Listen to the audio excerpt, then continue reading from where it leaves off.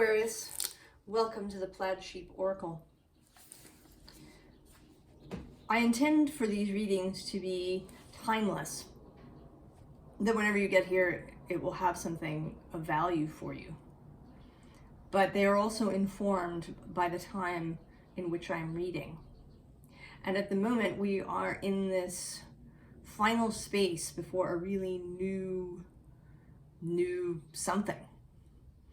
On March 21st, there is an Aries new moon at 0 degrees of Aries. And then on April 20th, there's actually a second Aries new moon at 29 degrees, 50 arc minutes. So there's this emphasis, right, on Aries, on the whole of Aries, right, from 0 to 2950.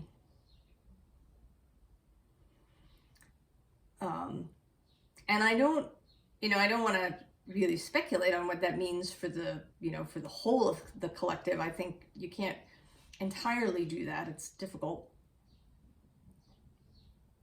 But we can, each of us, think about kind of what that means for us individually. You can, of course, go check it out in your own chart. Where is Aries? What does Aries mean to you? Maybe you have some Aries placements, maybe you don't. Maybe there's a house cusp there, but no planets. But we all have Aries in us, that energy of newness, of the spark, of both the Fool and the Emperor. And I feel like part of what this 0 and 29 degree thing is an emphasis both on the Fool energy, right, at 0, and then on this Emperor energy, which could be said to be at the 29 end, at the mature end of Aries. But before we get there, we're in this final Piscean space of dreaming and considering and perhaps diving, deeper into corners maybe that we haven't up until this point. Finishing some business. And these readings have been about that. I've been starting each reading with a reading from my Year with Rilke. And yours is from a journal entry.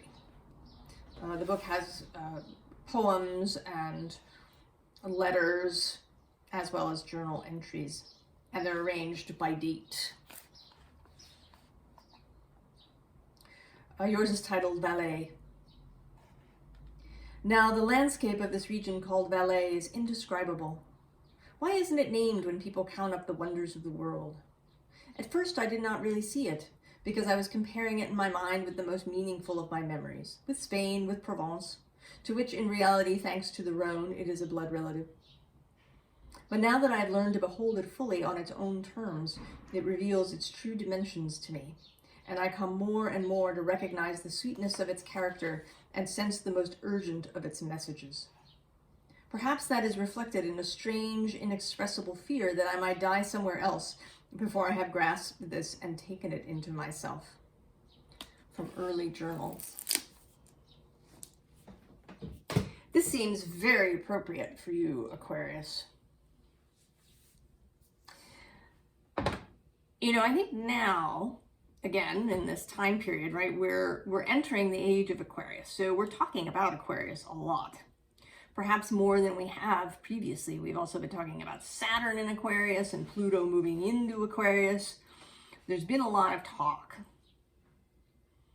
of what the Aquarius energy is.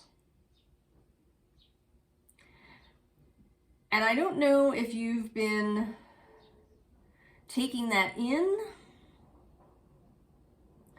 if you've been comparing yourself perhaps to all of these descriptions.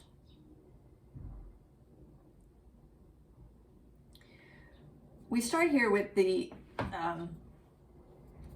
Seven of Pentacles.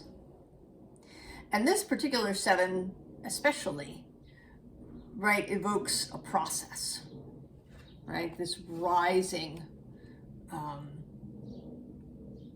these steps that we have to take.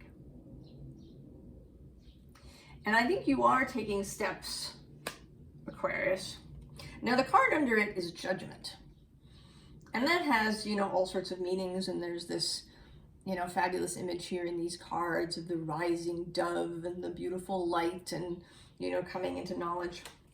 But it evokes something else for me today, because earlier in the morning, I was using this deck of cards that I have.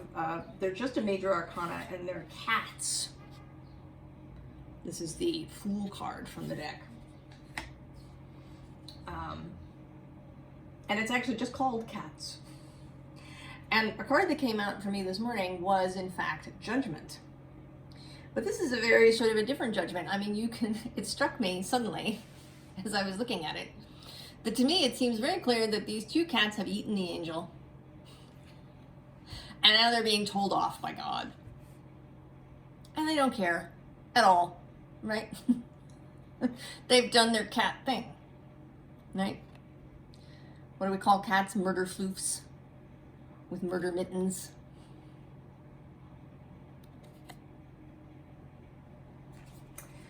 So, and while I've been thinking about this, I've been, you know, laughing to myself through the morning. And this may turn out to be my very favorite Judgment card now. Especially for your reading. So you have this Fire Ant card. And I think, right, there's all of this incoming information. I mean, it's then followed by this Son of Swords, Knight of Swords energy.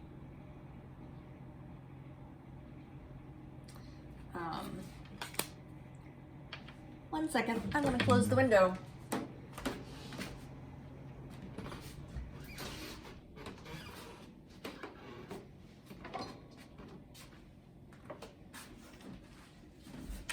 Cut off a bit of the sound of a delivery truck idling out there. So there's this, right, there's all of this incoming information. It is so easy, certainly for all of us, right, to engage in comparison.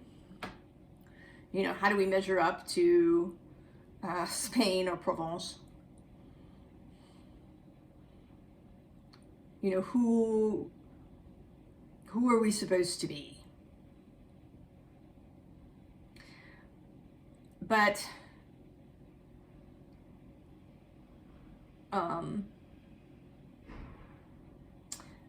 I think that you in particular perhaps have really been building,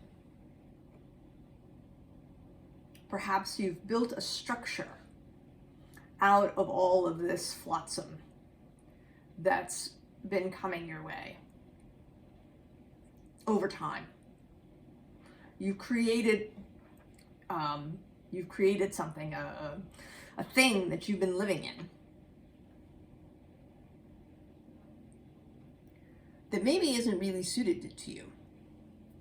This also makes me think, talking of social media, there's a video of a rescue beaver, right? He was rescued, and so he lives in a house now. And there's videos of him building structures out of stuff in the house, right? Like toys and all these things. And it's shown as something really cute, right? Oh, isn't it cute, the rescue beavers building dams? But to me, right, it's sort of deeply sad, right?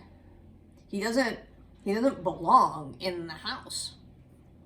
He's trying to build something out of stuff that is inappropriate, that doesn't belong to him, that isn't right, what he's about. You know, there's a kind of, right, an anxiety, a desperation to that. Now, I may be projecting onto that beaver. It's possible that he feels quite cheerful about building his dams out of sweaters and dog toys. But if you have been building a structure out of flotsam that's sort of in your area, maybe in your friend group, or stuff that arrives in your email box, or you know, the way that your family has done it, that this is not, right, this is not appropriate for you. And this whale, this is that aspect of you that's in the deeps, in the Piscean deeps.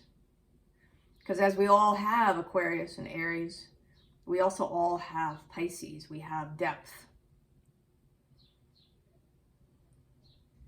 We have our sub and unconscious spaces where the Leviathan swims. And you're becoming aware now. And you're ready to blow up this thing that you've built that is inappropriate for you. And maybe that is in fact what you're doing now, is dismantling, right? You don't have to, and I shouldn't say blow up, right? You don't have to blow it up. I mean, these sticks are kind of flying through the air, but you can dismantle it more mindfully, more strategically than that. You are fixed air. Saturn is one of your dispositors. So you may really like doing things in a more structured way. But maybe you don't. maybe you're going to enjoy, right, just blowing it up. For sure, you shouldn't let me tell you what you're doing. I mean, this reading is sort of your energy, the Aquarian energy kind of coming through. So here we have treasured memories, which I think is something else that's been coming through. The going back in your life and having a good look at everything that's there, but from a sort of a positive perspective. You know, there was a period when I felt, felt bad, right? That my early life was, right, I didn't have a career. I didn't have a calling when I was younger. You know, I kind of went from job to job, and I did things like retail work and freelance work. And I felt bad about that for a long time. But in more recent years, I've realized that this work kept me out of kind of society's mainstream structure, right? I didn't, have a job within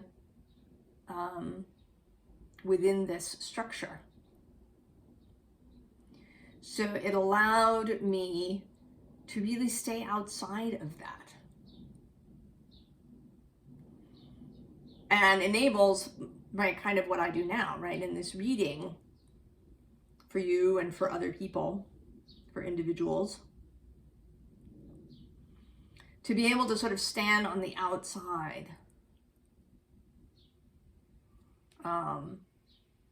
to be able to see perhaps more clearly, and to be able to be open, right, to all of this esoteric, metaphysical, spiritual stuff.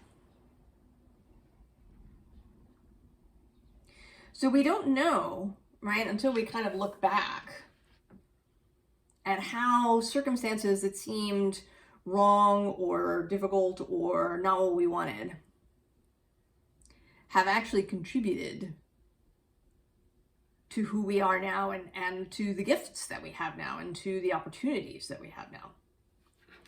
And that, right, shows up here too in the sky, home in the sky. It is certainly very challenging, right, to not fit in. To perhaps feel like we're looking in on our community from the outside. And I think that that may be true for all of us who've been coming here to these readings. It's certainly true for me. But it doesn't mean that you don't belong. Right? Even if your home is in the sky, it doesn't mean that you don't belong. You can have belonging, love and belonging, and yet kind of be on the outside and not, right, like not fit in. You can have belonging while not fitting in. And I think that, right, you're beginning to see that this is becoming clearer to you, right? You're finding the right key to let yourself out. Right? It can be really difficult to dismantle the tower while standing in it. Right? You may have to get out, right? Take that key, get out of the tower, look at it from the outside, and then, right, then you can take it down. Right? Because taking it down while you're inside, that's kind of scary too. Right? To dismantle the floor you're standing on, you got to get outside, right, to dismantle the house. And you are not alone. Your non-physical fellowship, right, your soul stream family, and other people like you, right, other people who are dismantling their own towers. Maybe some in your immediate vicinity. Right, the more you do this work, the more you start to attract, right, similar-minded people.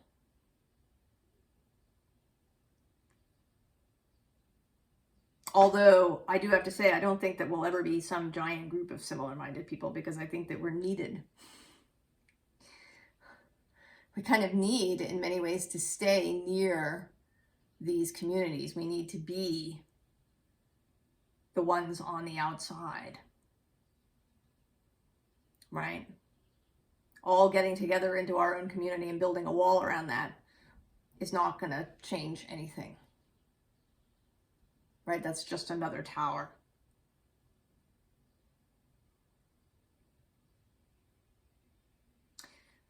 But you're not alone, right? There is help to call on when you're really feeling it. And there's your own nature.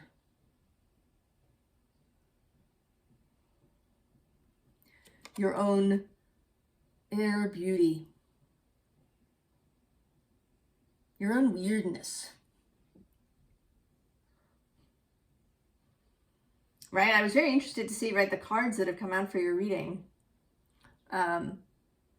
I mean, there's a combined deck. There's three different oracle decks. And then the tarot that came out fully is the Surrealist Tarot, which we'll get to. So, right, you've got an unusual group of decks too. Embrace whatever weirdness you have. And it doesn't have to be the weirdness anybody tells you you should have. Right? You don't have to go off and innovate because Aquarius is innovative. Right? And be an inventor. It may be your own life that you're innovating. Right? A way of being. It may be that you're innovative in your own family because you haven't done what everybody else has done before you. Right? Maybe you skipped college. Or maybe you went to college when nobody else did. You became an artist, or you became an accountant in a family of artists.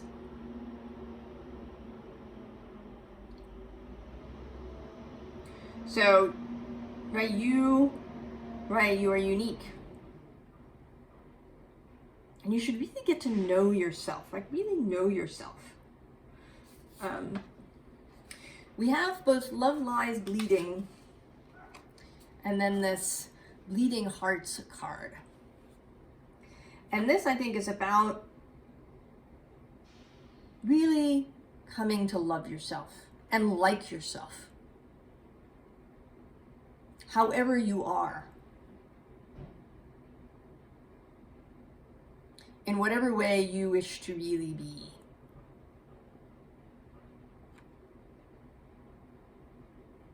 Regardless of what anybody else might tell you.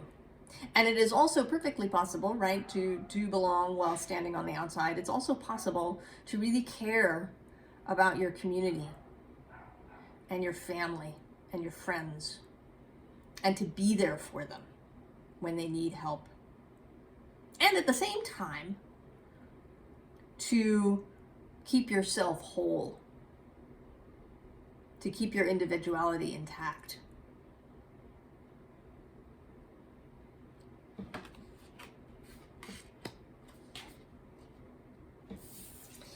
And then we have rue, which is a protective herb. And this, I think, right, is coming out as, right, a reminder to, right, to protect yourself. From all of this stuff, right, that's available, right? There's just so much. So much. I mean, you know, and a lot of it is really well-meaning. You know, it's not as if everybody is trying to, you know, hack your mind so that you'll buy all their products. There are really well-meaning people out there sharing, you know, whatever. I mean, hell, you know, I'm doing it. Right here. But I will always tell you, Aquarius, and if you ever run into a video of mine where I say you must do something or you should do, if I use the word should, feel free to leave a comment that says, hey, use the word should. Because there is no should. These are all suggestions.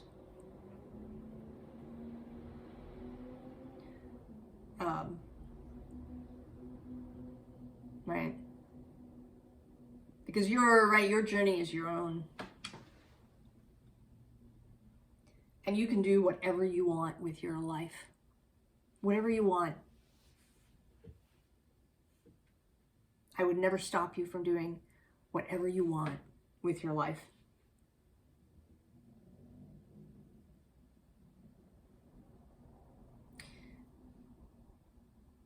So keep that in mind, right? That even well-intentioned messages,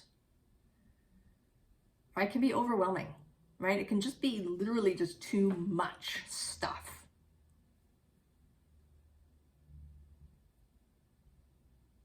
For your brain to handle. And of course there's stuff that wants to hack your mind so you'll buy their stuff or vote the way they want you to vote or whatever it is.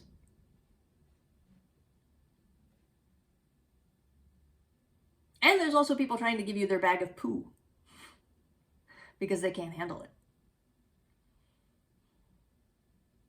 Right? Or wanting to drag you into their drama when you really don't want that. I mean, maybe you do want drama, in which case, you know, you go. But if you don't, right, let your inner protector worry about like the real things. Don't, right? You have an inner protector, and maybe up until now they've been worrying about, you know, your bank account or, you know, what you're eating or, right, all of these things. But I think you should repurpose. Oh, I used the word should. I take it back. Here's an idea for you, and you can do what you want with it. Take your inner protector and redirect them to caring about, right, what information arrives, what you expose yourself to.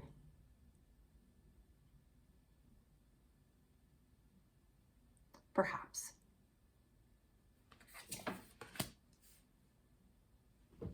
And so we come to the Surrealist Tarot. And we have this Hierophant, which, you know, today is the tower that you've built. And I think you're leaving, right? And you might even be, right, there's two individuals here at the base of the tower. Perhaps you're leaving with somebody else. Maybe you have a friend currently, or maybe this is, you know, sort of different aspects of yourself. And then there's, right, these sort of fairy guide people there with you. And, you know, this Nine of Pentacles is under it. And for some reason, whenever I see this card, I think of Aquarius. There's something about this figure, this head, that I don't, you know, I don't know why. I don't know what it is. You know, the Nine of Pentacles is actually a Virgo card. And maybe that, right, maybe that's part of it, right? There is, you know, Virgo shares some aspects with Aquarius. They both have an intellectual quality to them. Virgo having Mercury as a dispositor. And you being an air sign.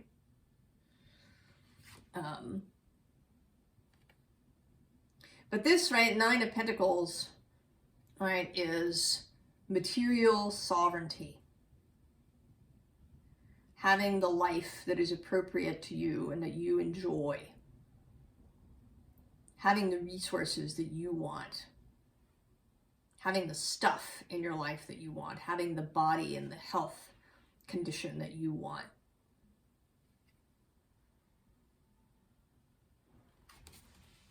Oh, and I didn't notice until just now, the Tower is under that.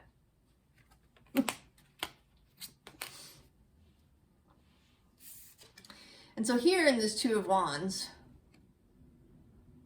I think, right, that you're ready to free yourself from this, right, this kind of cobbled together idea of yourself that maybe you put together from blankets and dog toys and whatever else was in your environment. And then to come to the King of Pentacles. And here he is, Dali, Salvador Dali.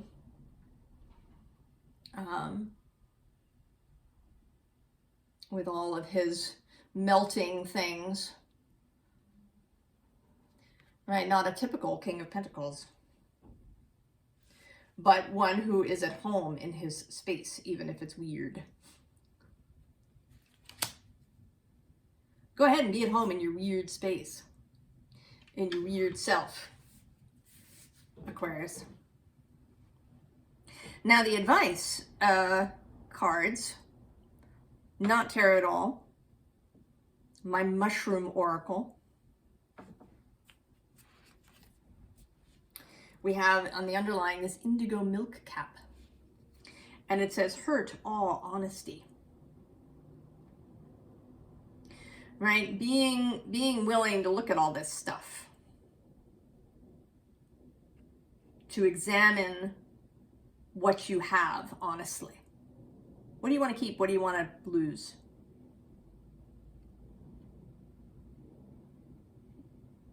Right? You've stepped outside the tower, you're looking at it from the outside.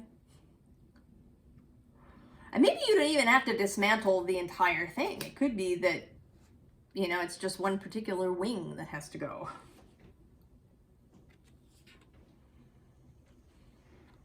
It might only need some, you know, kind of minor remodeling. right? Not all of us, you know, need to change everything completely. Some of us just, right, it's just, you know, this room over here isn't really good, or maybe the roof doesn't work, or you'd like some bay windows. Whatever it is, right? It could just be some minor remodeling that needs to happen. Then we have Turkey Tail. I really like this card. I kind of wish, right, like I have a dress like this. Adaptability, power, and abundance. What more needs to be said about that? And then the puffball. Humor, revelation, levity. Always important. I was just thinking this morning, chatting with my fellowship about how they have a wonderful sense of humor, and of course they would need to. Certainly, you know, dealing with human life requires a sense of humor. Right, and this, you know, related to the murder floofs, eating the angel. Can really help, right, to keep a sense of humor, to not take it so seriously. And then the button mushroom. Humble, simple, domestic.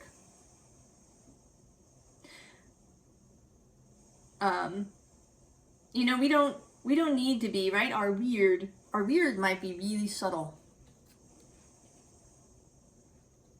We might have really subtle weird. You know, there is a thing, I think, in our society, right, at the moment, in the modern world, there's a rebellion that's happening against really strict kind of boxes, right? You know, I sort of think of that, right, like Mary Poppins, you know, the father in the original Mary Poppins movie goes to work, and he's just one of a sea of men in black suits and bowler hats. You know, kind of uniform of, you know, chinos and Izod shirts, or whatever the local uniform is. And there's a rebellion, but right, that can end up being just as much of a uniform. If you're doing something specifically because it's not like something else, right? You're wearing, you know, Hawaiian shirts, or sequins, or sparkles, or, you know, you've dyed your hair in rainbow shades. And if you've done that because you love it, then that's wonderful. And you should continue doing what you love. But if you do it, right, as a sort of a form of resistance, not because you really enjoy it, then it becomes just as much, right, of a uniform and of a box. Right? Weird is about the internal climate of yourself, about how free your mind is.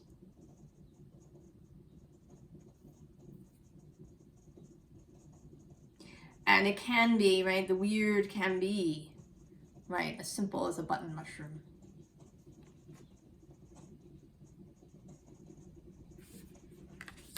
So do what you want. Don't do it out of comparison. Do what you want. Get to know yourself, Aquarius, really, during this time period, because you're going to need it. You know, one of the one thing that everybody knows, or that's often quoted about the Oracle at Delphi, was that one of the signs carved into the doorway was know you thyself. It's really important to know yourself.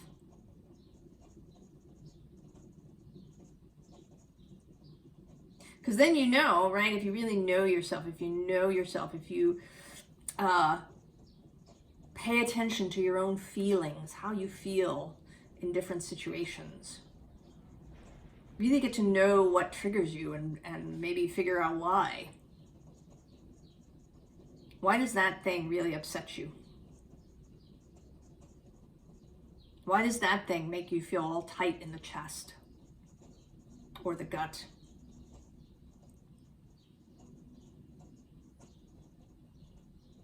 Right? Really get to know yourself.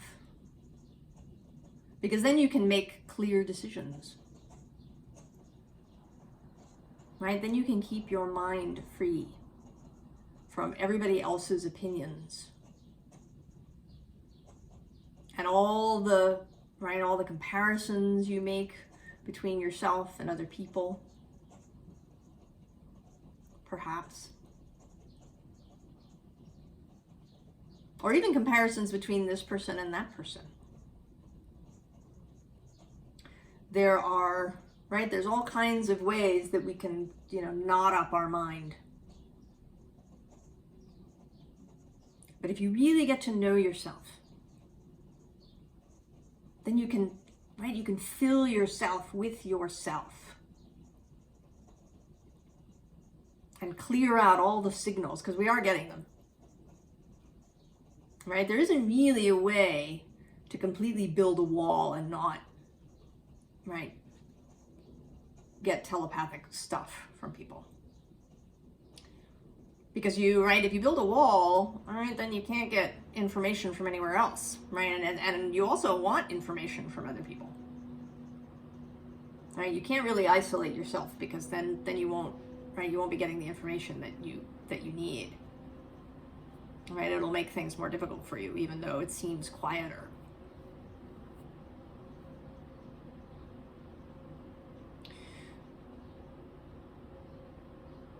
So what you want, right, is to really know what's you and what's not you.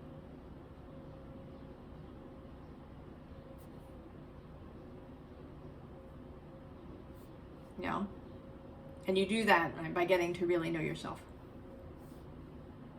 And all of your particular weirdness.